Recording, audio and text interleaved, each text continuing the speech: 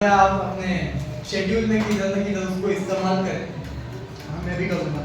और जब हम आराधना के बारे में सुनते हैं, जब ये आराधना शब्द हम सुनते हैं, तब हमारे मन में ऐसा क्या क्लिक होता है या फिर क्या ख्याल आता है आराधना सोच?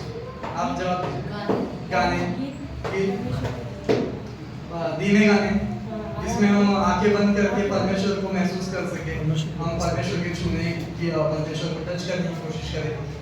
तो आराधना हमें हमारे समझ के हिसाब से ये है, मेरे भी हिसाब से यही है। लेकिन जब हम वचन में देखते हैं तो हमारे किताब में, हमारे पवित्र शास्त्र में काफी सारे आराधक हुए, काफी सारे ऐसे व्यक्ति हुए जो आराधना करते थे परमेश्वर की।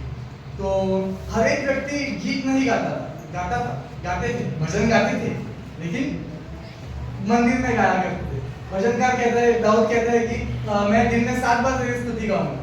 लेकिन सभी वो नहीं करते, लेकिन सभी आराधक नहीं थे। तो परमेश्वर का वचन जो कहता है, जब परमेश्वर यीशु सामरिस से बात करते हैं, तब यीशु ये कहते हैं कि पिता ऐसे आराधकों को ढूंढता है जो आत्मा और सच्चाई से क्या करे, उसकी आराधना करे। तो परमेश्वर क्या करता है, आराधकों को ढूंढता है। तो हम पुराने नियम, नए नियम में से कुछ लोगों को देखेंगे। तो कुछ एग्जांपल्स है कि जीवनों के जो आराधक थे। पहला दाऊद, आराधक दाऊद, पहला नाम वही आता है हमारे ध्यान में, ठीक है। आराधक दाऊद था, तो हम उसकी जिंदगी में देखेंगे उसकी जिंदगी कैसी थी। तो वो एक चरवाहा था, छोटा था, जंगल में था, उसको समझ नहीं थी कि हालांकि हाँ पवित्र शास्त्र पढ़ता था, लेकिन राजा बने की इतना तो समझ नहीं था, या फिर ज्ञान नहीं था कि परमेश्वर ने रिवील नहीं किया। तो हम एक शमूएल के 16 से 12-13 में देखते हैं कि परमेश्वर ने उसका क्या किया, अभिषेक किया। शमूएल नबी के जरिए परमेश्वर ने दाऊद का अभिषेक किया। तो जब भी काफी सारी चिंताएं आई, शमूएल बोला कि मेरा जो ये है, हम लोग का जो राजा है, वो मुझे देखेगा तो मुझे मेरे विरुद्ध में उठेगा, मुझे मारेगा वगैरह। तो परमेश्वर ने रास्ते बनाए, 7 भाई को रिजेक्ट किया गया, और फिर दाऊद का नंबर आया। फिर दाऊद को बाहर से बुलाया गया कि आजा, तुझे दिखाना है कि क्या ये चुनिंदा व्यक्ति यही है। तो जब छोटा सा बच्चा आया तो बोले यही है, तो इसके तेल पे क्या करो, अभी तेल डाला जाए और इसका अभिषेक किया जाए। अभिषेक किसके लिए? यहोवा खुदावन के सामने खड़ा होने के लिए। तो ठीक है, उसका अभिषेक हुआ। तो उसका अभिषेक होने के बाद से सब कुछ अच्छा नहीं हुआ। तो उसके अभिषेक के बाद में क्या हुआ, उसका पराक्रम हमने देखा। वो कहता था कि जब भी मैं जंगल में था तभी यहोवा खुदावन मेरे साथ था। जब भी कोई मेरी भेड़ बकरियों को लेकर जाता था तो मैं भालुओं को, तो मैं शेरों को यूं ही मारता था, उनका पीछा करके मारता था। पराक्रम उसका ये नीचे आएगा, ठीक है। युद्ध, उसने काफी सारे युद्ध लड़े अपने जिंदगी में, है ना। हम लोग सीक्वेंस में नहीं जा रहे, हम लोग बचपन से बड़े होने की बात करें। उसने काफी सारे युद्ध लड़े। हालांकि उसको यहाँ तक एक बार में कोई आदमी प्रधान बना दिया था, अपने दल का प्रधान बना दिया था। फिर उसका विवाह, शाऊल की बेटी से उसका विवाह करा दिया था। वो इतना शूरवीर था, उसका नाम इतना हो गया था, उसके नाम से उपमाएं चलती थी कि शाऊल ने 1000 को, लेकिन दाऊद ने 10,000 को मारा। तो जब उसने युद्ध लड़े, उसका विवाह कराया गया। शाऊल से भागना, अभी जिसके बेटी से शादी किया ना, अभी बोलता है वो राजा है, और अभी राजा के लिए कंपटीशन हम लोग में भी होता है ना। हम लोग में भी लाइक हम लोग का जो ये हॉस्पिटल है, हम काम करता होता है, अभी कहीं ना कहीं पे दिख के आता है कि क्या ये मेरे लेवल को मैच कर रहा है, तो मैं उससे थोड़ा अलग बर्ताव करूँगा, थोड़ा जावे क्या होगा उसमें, लाइक अच्छा व्यवहार नहीं करना। तो शाऊल जो था, उसने पवित्र आत्मा ले लिया गया था। अभी शाऊल क्या करता था, दाऊद के जान के पीछे था कि मेरे बाद में मैं किसी को ये नहीं दूंगा, हाँ मैं जीते जी किसी को मिलेगा नहीं, ठीक है। ये भी हो गया दाऊद के राजा के पद के लिए अभिषेक, ये हो गया उसका जीवन शैली। वो बचपन में था, उसका अभिषेक किया, पराक्रम किए, युद्ध किए, विवाह हुआ, उसके बाद क्या हुआ, राजा के पद के लिए अभिषेक हुआ। ये था उसका जीवन शैली। अब नेक्स्ट स्लाइड में देखेंगे, अभी दाऊद का व्यक्तिगत जीवन था। कहने के लिए आराधक दाऊद क्या था, आराधक था। वो परमेश्वर के लिए ध्वनि क्रिएट करता था, परमेश्वर के लिए आराधना करता था। तो भजन संहिता जब भी हम पढ़ते हैं 25 से 7 भजन संहिता में हम देखते हैं कि दाऊद जब भी भजन करता है, ठीक है, लिखने पे हम इतना ध्यान नहीं देंगे, हम वचन पे ध्यान देंगे। हाँ, लिखने के लिए मैं पीडीएफ शेयर कर देगा, नोट कर। ओके, दाऊद ना जब भी लिखता है तो अपने कुछ बातें छुपाता नहीं है, तो परमेश्वर के सामने लिखता है, यानी बोल दो जो है अपना जीवन। आप बोलते ना हम लोग, मेरा जिंदगी तो क्या है, खुली किताब है, आओ पढ़ लो। हालेलुया। तो दाऊद का जिंदगी मतलब जो भजन संहिता में लिखा है 25:7 में, कि वो लिखता है, कोई पढ़ेगा 25:7 भजन संहिता 25 का 7, हो सके तो ये वचन निकाल के रखिए, हम ये मत निकालना, ये काफी बड़ा, ये निकाल के रखिए 25 का 7। हाँ। हे यहोवा, अपनी भलाई के कारण मेरी जवानी के पापों और मेरे अपराधों को स्मरण न कर। हे यहोवा परमेश्वर, अपनी भलाई के कारण मेरे जवानी के गुनाहों को याद न रख, स्मरण न कर। यानी क्या हुए, जब भी वो व्यक्ति जब भी पराक्रम कर रहा था, जब भी वो व्यक्ति अभिषेक से भरकर, पेन नीचे रख देंगे प्लीज, ओके, जब भी वो व्यक्ति अभिषेक से भरकर और जब भी पराक्रम करता हुआ बढ़ रहा था परमेश्वर के उपस्थिति में, तभी वो पूरी तरीके से पवित्र था क्या? ये वचन कहता है, उसने खुद प्रार्थना की, हे खुदा मेरे जवानी के पापों को तू याद मत रख। ये हुआ उसका व्यक्तिगत जीवन का एक भाग।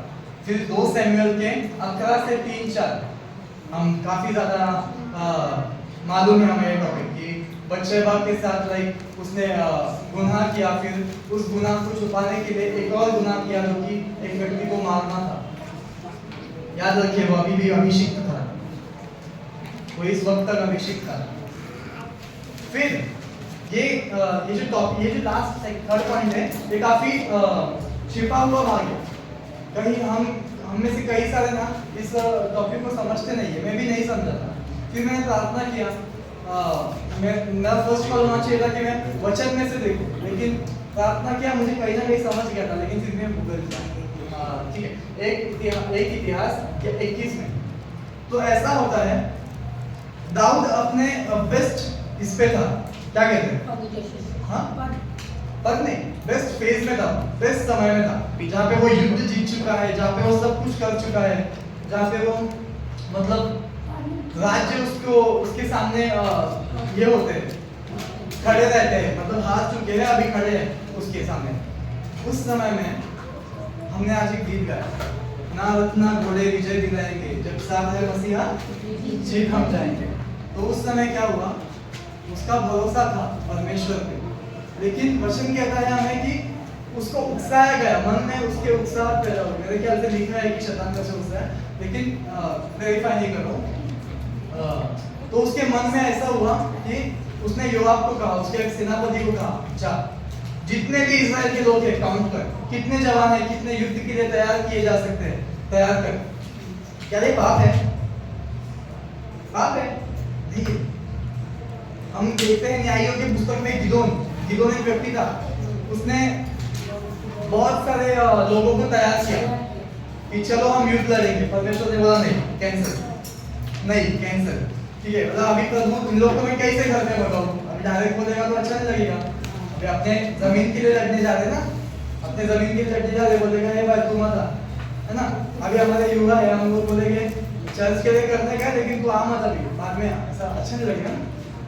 तो परमेश्वर ने बोला ठीक, उनका एक हम लोग परीक्षा करेंगे, हर एक को बोल पानी पिए, हर एक को बोल नदी के पास जाकर पानी पिए।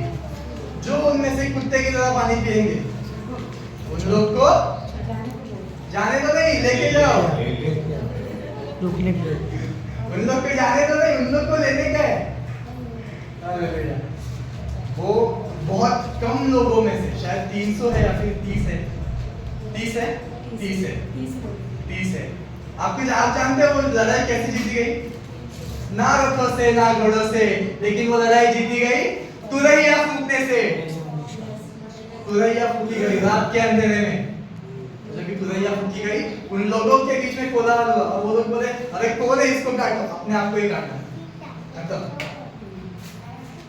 ठीक है, तो हम लोग ये एग्जांपल लिया, एज एग्जांपल लिया। अभी ये कहानी बताती है दाऊद ने क्या किया, अपने योद्धाओं की गिनती हुई, मतलब इनडायरेक्टली उसका विश्वास क्या था, यहोवा खुदावन से उसका विश्वास आ गया था उसके लोगों में कि मेरे लोग कितने हैं मैं देखूंगा, तब जाके मैं युद्ध के लिए तैयारी करूँ।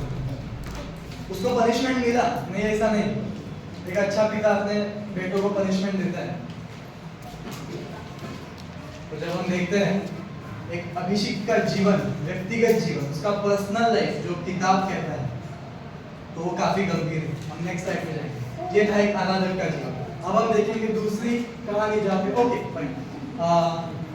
दूसरी कहानी पे जाने से पहले ये एक वचन है, ये सब होने के बावजूद परमेश्वर का एक वचन है।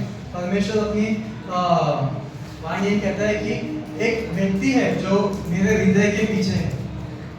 अभिषेक था, गुनाह हुए, गलतियां हुई, लेकिन त्यागा नहीं गया। क्यों मालूम है?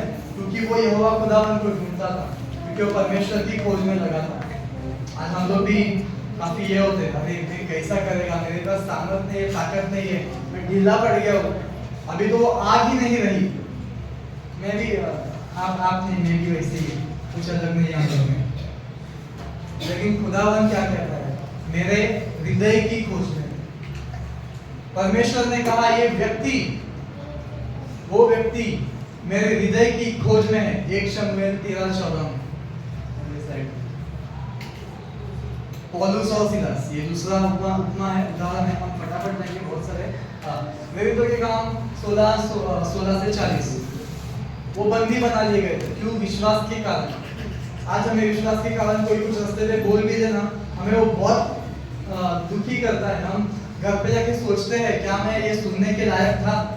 अगर मैं एक सच्चे खुदा की उपासना करता हूँ, जिसने हमारे जिंदगी में तो कार्य किए ही है, जो औरों के भी जिंदगी में करने की ताकत रखता है, तो क्या मैं सुनने के लायक था?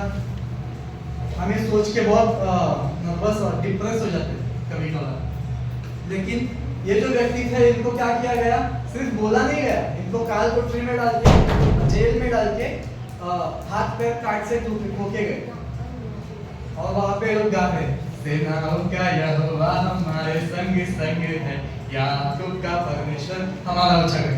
ठीक है, बहुत हमें पढ़ने के लिए काफी सिंपल लगता है। क्या बात है, वो लोग आराधना कर रहे थे।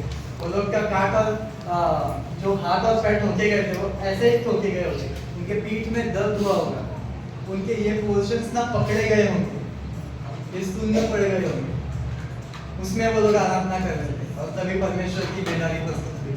Next slide. ठीक है, पहले स्लाइड पे जाएंगे। ठीक है, और भी कई उपमाएं हैं। मरियम, यीशु की मम्मी, हाँ, जिन पे परमेश्वर का अनुग्रह हुआ, वो खुद एक आराधक थी। उन्होंने खुद वो शुभ संदेश मिलने के बाद अपने एलिशबेथ, हाँ, उनके घर पे जाके आराधना किया। एलिजाबेथ परमेश्वर के लिए गीत गाया। और वो वचन ये कहता है कि वो सिर्फ गीत गाने से नहीं, लेकिन उसका अंदर का जो हृदय था वो पवित्र था, परमेश्वर के प्रति वफादार थी। वो बहन प्रभु यीशु खुद आराधना किए। आप जानते हैं कभी किए? जब भी यीशु क्रूस पर थे ना, तभी यीशु ने कहा, हे पिता इन्हें माफ कर, मैं अपना प्राण तेरे हाथ में सौंप देता हूँ। वो जो सौंप देता हूँ था, वो था कि इच्छा को, परमेश्वर की योजना को यीशु ने क्या किया? पूरा किया।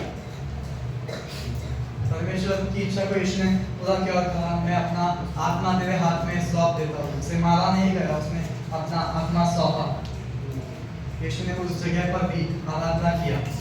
अय्यूब ऐसा एक व्यक्ति हुआ, कहने के लिए उसकी जो कहानी थी वो पहले चैप्टर में खत्म हो चुकी थी।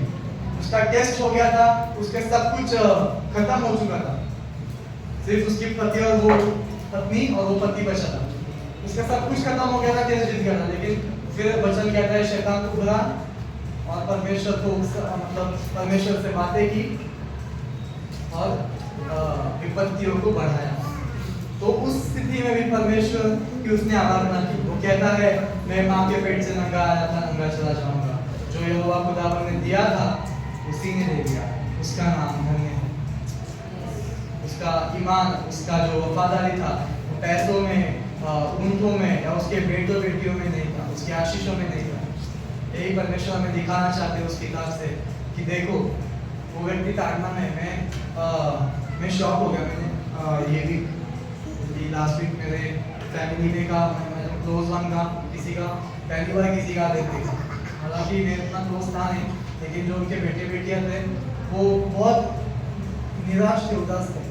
आप सोच सकते हो एक बाप जिसके सारे बेटे बेटियां अयूब, उसके सारे बेटे बेटियां मर गए, उसके सारे जो ऊंट थे, घर जायदाद थी, मर गए, खत्म हो गई। आंधी आके लेके गई, दूसरे जो विरोधी प्रजाति वो आके लेके गए, सब खत्म हो गए।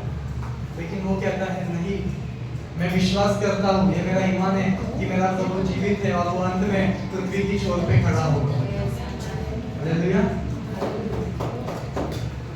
उस स्थिति में उसने आराधना की। हम केवल देखते हैं यस, बेशक भी आराधना है जो हम करते हैं, जो हम गानों को लेकर खुदावन की महिमा करते हैं, जायज है और करनी भी चाहिए, होनी भी चाहिए। लेकिन हम वचन कहता है रोमियो के 12:1 में कि हम अपने शरीर को जीवित बलिदान करके परमेश्वर के सामने चढ़ाए, यही तुम्हारी आत्मिक सेवा है। और इससे पहले हम पढ़ते हैं यूहन्ना 4:24 में कि परमेश्वर आराधकों को ढूंढता है।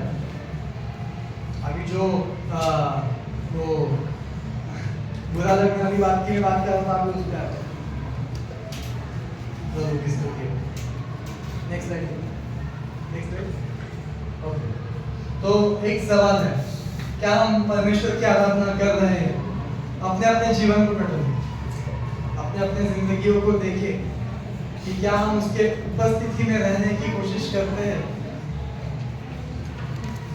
सेल मीटिंग्स में, यूथ मीटिंग्स में, जो सॉन्ग प्रैक्टिसेस है, सारी चीजों में हम बेशक आते हैं, 2-3 घंटा देते हैं, लेकिन क्या हम बाहर भी, चर्च हो गया, हम बाहर भी क्या परमेश्वर के साथ उतने वफादार हैं, क्या उसके हार्ट की खोजी है? आप में से किसी से बात छिपी नहीं गई कि जब रास्तों पर चलते हो, कि जब फोन देखते हो, तो आप खुद को रेजिस्ट कई बार नहीं कर पाते, है ना? तो क्या आप उस समय में मुड़कर, क्या हम उस समय में मुड़कर परमेश्वर की ओर निगाहें लगाते हैं कि वचन कहता है तुम अपने परमेश्वर के समान पवित्र बनो क्योंकि तुम्हारा परमेश्वर पवित्र है।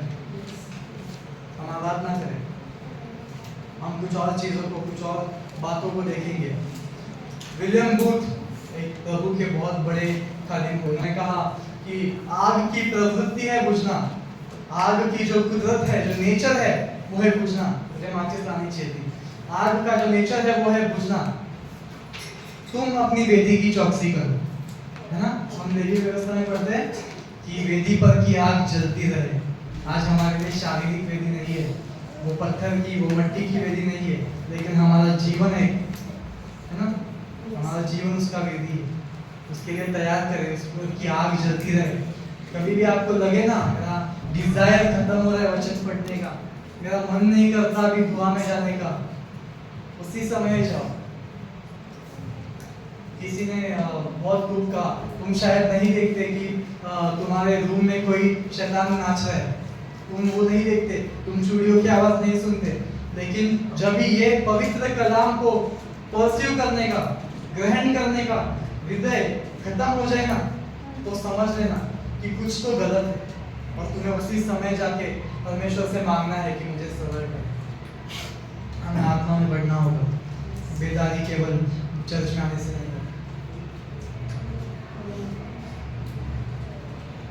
कहने के लिए तो ये बात जो सुसमाचार की बात है वो हमें फोर्स नहीं करना चाहिए, वो हमारा जीवन में होना चाहिए। क्यों हम फोर्स करें? क्यों हम खुद को जबरन न करें? परमेश्वर तू कारण दे कि हम तेरी सेवा करें। मांगो तो तुम्हें दिया जाएगा, ढूंढोगे तो तुम पाओगे, खटखटाओगे तो तुम्हारे लिए खोला जाएगा। परमेश्वर के मंदिर की प्रतिष्ठा जानते हो? देखेंगे नेक्स्ट स्लाइड। पुराने नियम में परमेश्वर के मंदिर, ये ना प्रतिष्ठित कपड़े, रॉयल, वचन में लिखा है कि रॉयल क्लॉथ, बैंजनी रंग के कपड़े, सूक्ष्म सनी के लाल कपड़े, मेंढों की खाल, बकरियों की खाल, ये सब रॉयल चीजों से, राजकीय चीजों से, महंगी चीजों से सजाए गए थे। जब हम ये तंबू की बात हुई, जब भी हम देखते हैं मंदिर को, तो उसको लबानोन और देवदार से उसकी नींव डाली गई, उसके खंभे स्थिर किए गए, और उसके अंदर की जो बनावट है उसे सोने से मढ़ा गया। वचन कहता है हम पवित्र आत्मा का मंदिर है। हाँ? वचन कहता है हम पाक रूह का मंदिर है, हम उसकी इबादत का दरबार है। तो हम क्यों उसके शरीर पे ध्यान नहीं देते? मेरे साथ भी ये चीज है, मैं खुद को लिमिट करने की कोशिश कर रहा है। मैं अभी ओवर ईटिंग मतलब बाहर का खाने से दूर होने की सोच रहा हूँ। आप में से कईयों को जरूरत होगा कि एक्सरसाइज करें, हम में से कईयों को जरूरत होगा कि अपने रहन सहन के ढंग को बदलें, हम में से कईयों की जरूरत होगी कि हम अपने कपड़े पहनने के तरीकों को बदलें। एक बहन थी, वो बहुत पहले की बात है, 19 शताब्दी या फिर 20वीं की शुरुआत की बात है। वो कहती है तुम्हें कौन सा पवित्र आत्मा अगुवाई कर रहा है कि तुम्हें वो नहीं बता पाया कि तुम्हारे कपड़े बहुत टाइट है? तुम्हें कौन सा पवित्र आत्मा लीड कर रहा है जो तुम्हें बता नहीं पाया कि तुम्हारे स्कर्ट्स बहुत छोटे हैं? हमें केयरफुल रहने का वचन कहता है कि तुम दूसरों को ठोकर का कारण ना बनो। ऐसा करोगे तो तुम्हारे लिए अच्छा है कि अपने गले में पाट डालो और इसमें जाओ। हालांकि उतना गंभीर बनने का जरूरत, मतलब उतना करने का जरूरत है नहीं। हम अपने रहन सहन को अच्छे से करें, परमेश्वर के सामने अपने शरीर को जीवित और भाव का बलिदान करके चढ़ाओ। यही तुम्हारी आत्मिक सेवा है। 1 कुरिन्थियों 10:23 को पढ़िए।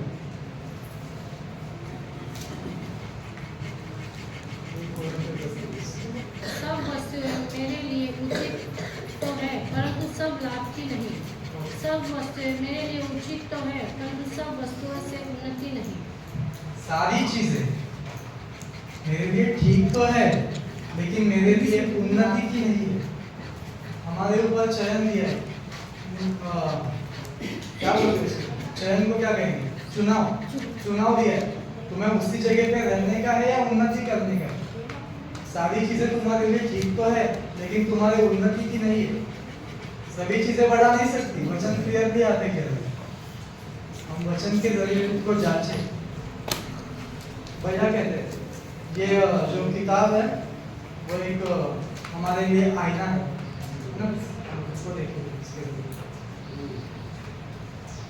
सारी चीजें मेरे लिए उन्नति की नहीं है। हम धन्यवाद करते हैं परमेश्वर का कि उसने हमें पवित्र आत्मा दी। नहीं तो आप सोच सकते हो अब्राहम की दशा, उसको सिर्फ कहा गया था कि तू विश्वास योग्य बन के चल। He was not having Bible, उसके पास बाइबल नहीं था, उसके पास किसी का उपमा उदाहरण नहीं था, उसके पास कोई रोल मॉडल नहीं था कि उसको देख के वो विश्वास ये करे। इसलिए वो हमारा विश्वास का पिता कहलाता है। हमारे लिए हदें ठहराने जरूरी है, हमें आराधना करनी है। थोड़े ठीक, हम गानों को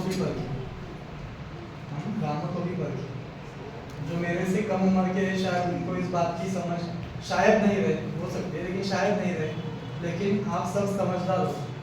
क्या जायज़ है, क्या वैलिड है, जायज़ है कि कलीसिया में सुबह सुबह शुरुआत सांसारिक गीतों से हो, जिसमें क्या कहते हैं रोमांटिक है, जिसमें काल्पनिक प्रेम कथाएं है, जिसमें बनी बनाई प्रेम कथाएं है। तो नहीं, हंसने का बात नहीं है वैसा। तो हम पवित्र आत्मा के मंदिर को क्यों सीरियसली नहीं लेते? मैं सच कहता हूँ, जब भी मैं प्रभु से दूर हुआ था, उस अंधकार में था, और लिटरली मैं अंधकार कहने के लिए नहीं कह रहा हूँ, मेरे मन में एक अंधकार था। मैं जब भी आंखें बंद करने का तभी अंधियारा होता था, और ना केवल अंधियारा लेकिन अंधकार की ताकत मुझे परेशान करती थी। मैं जब भी उसमें से बाहर आया, अभी मालूम है एक चीज क्या हुआ? सबसे पहले चीज बदली गई, वो थी गानों का ना सुनना। मैं अपनी इच्छा से नहीं किया, मैंने अपने सामर्थ्य से वो चीज उठाई नहीं। क्यों जानते हो? मैंने पूछा प्रभु ये क्यों हुआ? क्यों हुआ? हम देखेंगे एक नामान की कहानी, इसमें लिखा गेमरशिप करो। नामान एक कोड़ी था, वो कोड़ी व्यक्ति था, वो आता है अलीशा के पास, वो किसी रीति इजाजत लेकर इसके पास आता है, अलीशा के पास, और कहता है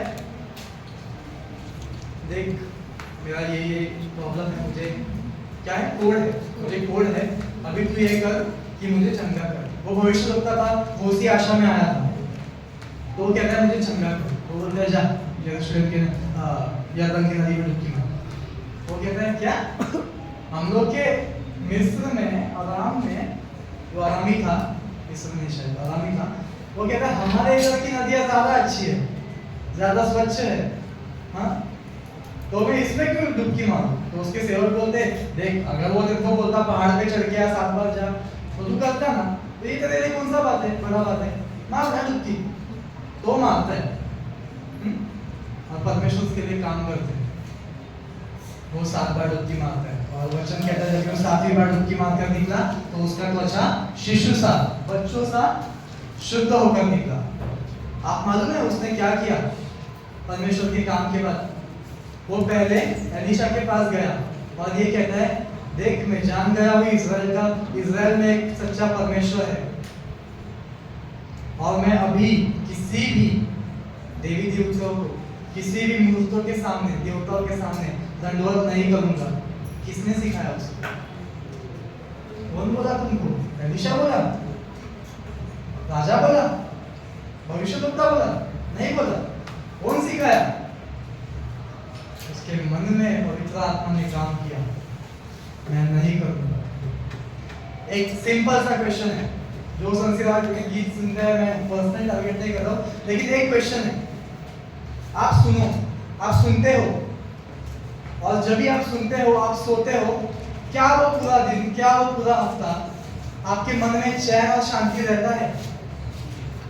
संसारिक गीत की बात करें,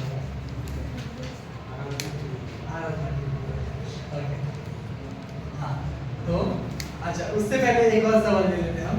क्या हम जब ये आराधना स्तुति करते हैं तभी हमें शांति मिलती है? जोर से होना चाहिए, यस या यस या ना? हाँ, हमें सीखना पड़ेगा ये चीजें, प्रभु के लिए हम बोल रहे हैं, ठीक है। क्या हमें राहत मिलती है? हमें परेशानियों से छुटकारे मिलते हैं? आज हमने आदित्य का उदाहरण सुना है ना, हमें शांति मिलती है, हमारे लिए वो दिलगढ़ है, हमें शांति मिलती है। तो एक सिंपल सा सवाल है, क्या वही शांति, क्या वही राहत, क्या वही छुटकारे मिलते हैं संसारिक गीतों में, जहाँ पे आपकी आशाओं को बढ़ाया जाता है बेफालतू में, जहाँ पे हमारी आशाओं को की भर्त्सना की जाती है, कि तुम्हारे लिए एक होगा, तुम्हारे लिए एक होगी, तुम्हारी लव स्टोरी ऐसे चलेगी, है ना, फिर तुम्हारे साथ ये होंगे, फिर ये तकलीफ में वो ऐसी राहत तुम्हें देगा। हाँ, हमें से काफी ने वो आजमाया भी है, काम किया क्या? किया क्या? नहीं किया, इसलिए हम इस जगह पे। हालेलुया।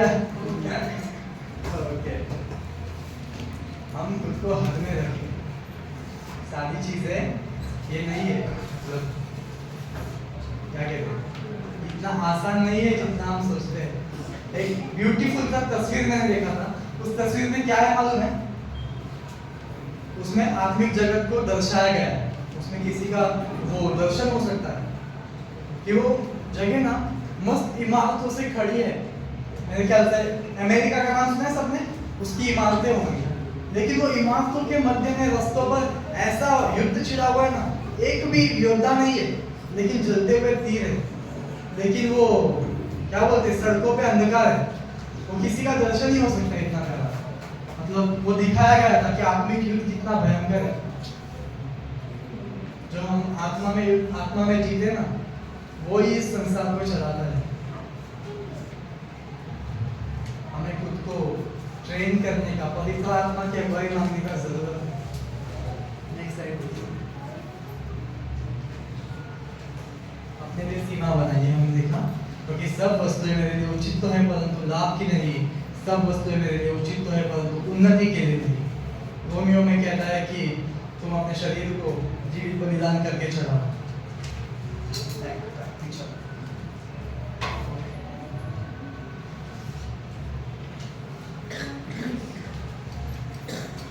हमें अपने चाल चलन को एक दिशा देनी पड़ेगी। क्या वो परमेश्वर के सामने खड़े रहने के योग्य है? मैं अभी फिलहाल मैं एक जगह पे गया था, आप सबको मालूम ही है, 31 में मैं यहाँ पे नहीं था, मैं मेरे मौसी के घर पे गया था। वहाँ ऐसा हुआ ना कि वहाँ पे पास्टर है, मेरे जो मौसा है वो पास्टर है, मैं उनको अब्बा कहता हूँ। तो मैंने उनका ना चर्च का चाल चलन देखा। हाउस चर्च होता है, दो होता है, हाउस चर्च होता है। तो मैंने उनके चर्च का चाल चलन देखा जन के साथ। उनको कहा भी जाता है क्या मालूम है? पास्टर अब्बा, और मेरी मौसी को पास्टर अम्मा, आउट ऑफ रिस्पेक्ट, आदर के साथ। ये तो हमारे पास्टर का बड़प्पन है, वो नम्रता है कि भैया वो तो चलेगा। लेकिन हमें ना सीखना पड़ेगा कि अभिषिक्त व्यक्ति को एक अभिषेक का आदर कैसे किया जाता है। सचिन क्लाइव जी है जो यूट्यूब पे जो मतलब काफी थियोलॉजी पढ़ के मतलब मसीह है, उन्होंने कहा था पास्टर का जो अनॉइंटिंग रहता है ना, वो डायरेक्ट स्वर्ग से परमेश्वर की ओर से होता है। मैं एक बार भैया को सॉरी बोला, भैया सॉरी, मैं काफी है ना भैया, सॉरी बोला, मैं काफी बार आपको फ्लो में या फिर मस्ती में बोल देता हूँ, वो हिट किया, मतलब तुम किसके साथ बात कर रहे हो, एक आदर होना चाहिए। हम देखते हैं एक आराधक का जीवन, दाऊद का जीवन, उसने शाऊल राजा को ये बोल के 3 बार छोड़ा। शाऊल से पवित्र आत्मा उठा लिया गया था, शाऊल से जो परमेश्वर का आत्मा है उठा लिया गया था, अभी वो खाली बर्तन है, उसमें कुछ नहीं है।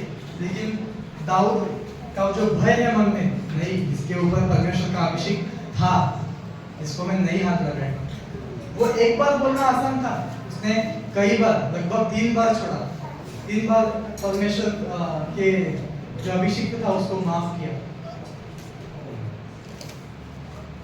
अपने चाल चलन से, अपने बोल बर्ताव से हम आराधना करें। मैंने अभी काफी समय से एक नया प्रेयर पॉइंट ऐड किया है कि परमेश्वर जैसे आप पवित्र है, हमारे परिवार के मध्य हम पवित्रता ही बना के रखें। जब से वो दुआ करना चालू किया है ना, तब से मैं बड़े को कुछ भी बोल दूं, मेरे को इतना बुरा लगता है, मैं माफी मांगे बिना रह नहीं पाता। भले से पापा हो, मम्मी हो, पापा मेरे बिल्कुल में काफी बार कहते हैं, तो कितना भी हो, मैं मतलब परमेश्वर मुझे ये कहते हैं, नहीं गलत है, ठीक है, काफी ज्यादा ये हो गया, धार्मिक हो गया, मतलब ऐसा नहीं करने का, वैसा नहीं करने का, ये नहीं करने का, उधर नहीं जाने का, ये नहीं करने का। ठीक, एक खुशखबरी सुना, हमारे साथ पवित्र आत्मा है, हालेलुया, हमारे साथ पवित्र आत्मा है। ये कहने की बात नहीं है, हम उसकी सामर्थ से अनहोनी नहीं है, अनजान नहीं है, वो हमारे मध्य में कार्य करता है। ये काफी सारे कहने की, देखो चीजें कहने की हर जगह पे, ये मत कर, वो मत कर, अरे क्यों ना करे वो तो बताओ, मूल तो बताओ, जड़ें तो बताओ, रूट्स बताओ। कोई भी उठ के कह देगा मत करो, नहीं करेंगे क्या? हमारा पवित्र परमेश्वर पवित्र है। कलाम कहता है कि वो हर टेस्ट में, हर परीक्षा में हमारे समान परखा तो गया, लेकिन फिर भी निष्पाप और निर्दोष निकला। ये हमारा परमेश्वर कहता है कि उसने अपनी धार्मिकता हमें दी और हमारे गुनाह लिए। तो ये बात का प्रकाशन आज ले लीजिए, मुझे मिला है, मैं धन्यवाद करता हूँ परमेश्वर का। ये बात का प्रकाशन ले लीजिए कि कोई भी श्राप हो, बंधने हो, दुख हो, रोग हो, यीशु के नाम में गेट आउट। हमारे साथ परमेश्वर का आत्मा है। कैसे होगा? ज़करिया 4:6, ना तो बल से, ना सामर्थ से, ना शक्ति से, लेकिन उसके आत्मा के जरिए होगा। मैं एक एग्जांपल देना चाहता हूँ, एक नहीं काफी है, 2-3 है। एक तो दे चुका नामान का, और एक भाई अभी जिसके विषय मैंने कहा, राहुल कुमार सिंह, ऐसा वो नाम बताते हैं अपना। तो वो कहता है कि जब मैं इस पुस्तक को खोलता हूँ ना, तो एक अलग ही वातावरण बनता है। हमारे लिए शायद ये बात नॉर्मल हो गई है, लेकिन जो गुनाह में है ना, जिसके सामने पाक कलाम खोला जाता है ना, उसके सामने वो कहता है कि मेरे आजू बाजू ऐसा एक वातावरण बनता है, भारी एटमॉस्फेयर होता है। मेरा हाथ ये होने लगा, मैं झुक के उसको प्रणाम किया बोलते प्रभु की स्तुति हो। प्रणाम करना कौन सिखाया? पवित्र आत्मा ने सिखाया। क्या वो जानता है? नहीं जानता। परमेश्वर अनदेखी चीजों में कार्य करता है। पौलुस को हम देखते हैं कि जब उसे छुआ गया, जब उसके प्रकाशन दिया गया, तो वो साधारण व्यक्ति की तरह घर में जाके परमेश्वर की आराधना नहीं किया। वो कोड़े खाने के लिए, पट्टी खाने के लिए उभरा। वो बोला नहीं, अभी मैंने इतना, अगर मैं गुनाह में हूँ और मुझे बचाया गया, तो जितनी शक्ति से मैंने गुनाह किया उतनी शक्ति से मैं क्या करूँगा? परमेश्वर की आराधना भी करूँगा, परमेश्वर के नाम को ऊंचा भी करूँगा। क्या है आपकी गवाही? हमारी सेकेंड जनरेशन भी इधर मौजूद है। सेकेंड जनरेशन यानी पहली वो जनरेशन जिसने प्रभु को स्वीकारा है। सेकेंड जनरेशन जो उसके बाद आई है। शायद हो सकता है मेरे घर में बढ़ने वाला मैं फर्स्ट जनरेशन है और मेरे नेक्स्ट बढ़ने वाली मेरी मूवी सेकेंड जनरेशन है। सेकेंड जनरेशन, क्या आपको अपने माता पिता की गवाहियां मालूम है?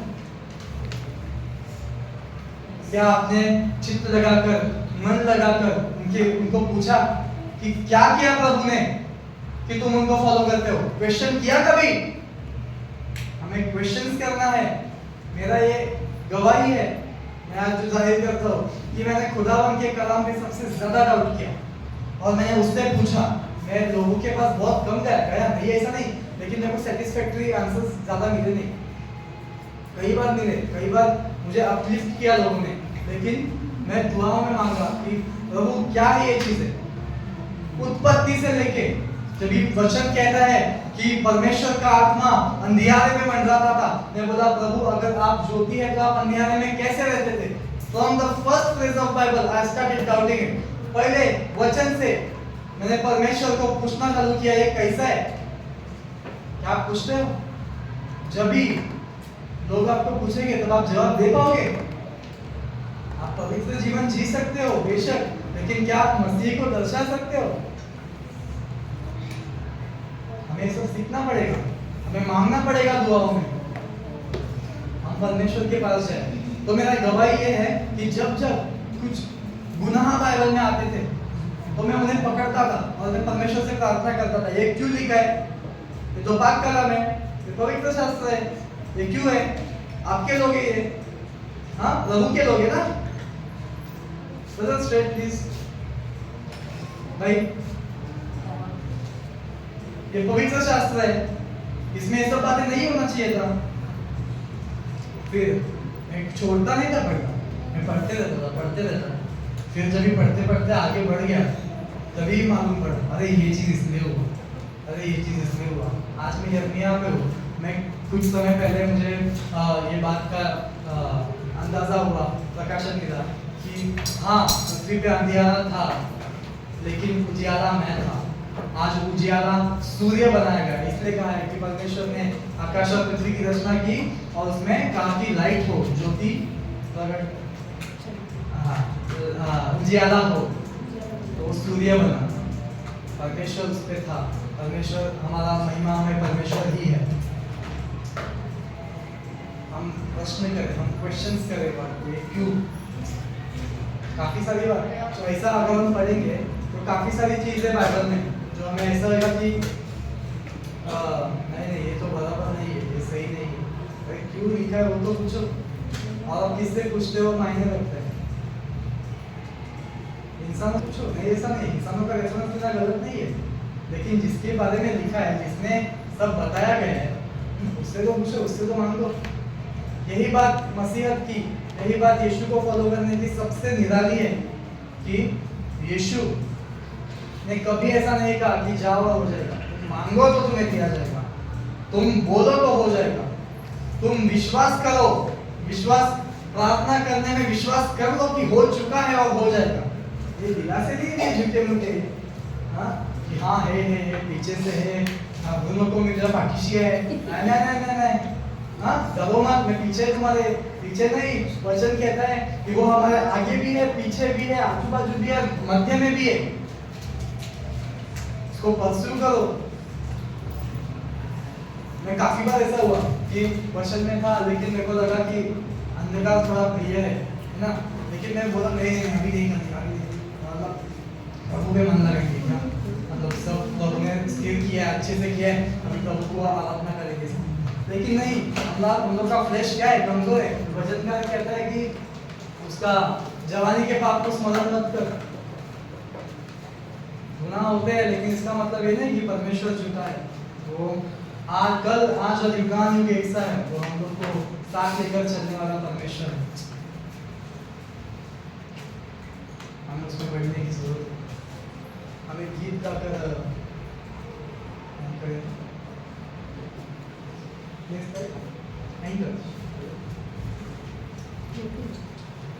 हर दिन ये संकल्प कीजिए कि मुझे यीशु की तरह बनना है, चलना है। एक क्वेश्चन है, क्या आप उस सामर्थ को प्रकट होते हुए नहीं देखना चाहते हो? हाँ या ना? तो उसके लिए हमें परमेश्वर के करीब होना पड़ेगा। जिसको लगता है कि आज का वचन बदलाव के लिए था, मेरे बदलाव के लिए था, सिर्फ वो खड़े हो गए और हम परमेश्वर की आराधना करेंगे। उसके जरूरी है।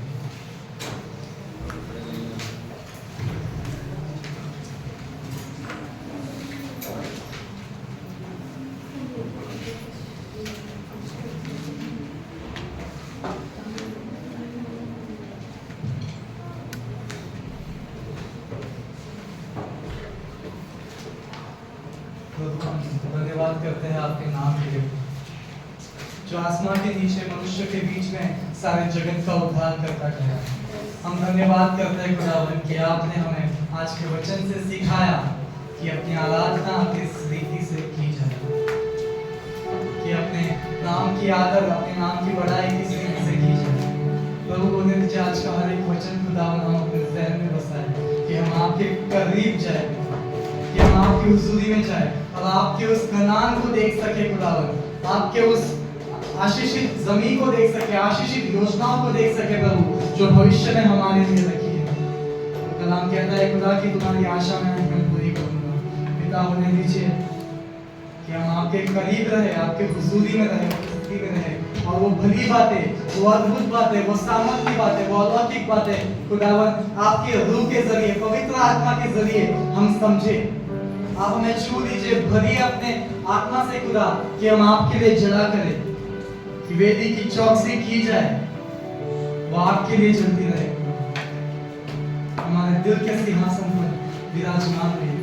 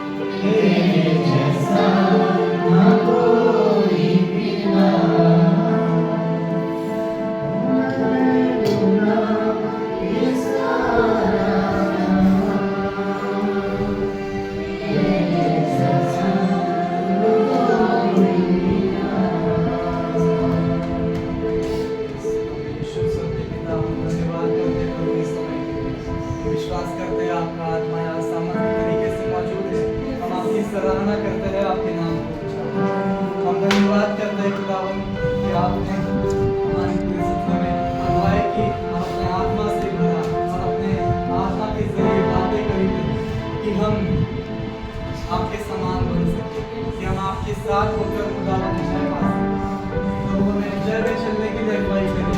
हम मांगते हैं आपका अभिषेक, आपका अनुग्रह सामर्थ तरीके से हमारी पूरी कलीसिया को आप अगुवाई करें खुदा, हर एक को संभालने के चलाइए अपने मार्ग पर सामर्थ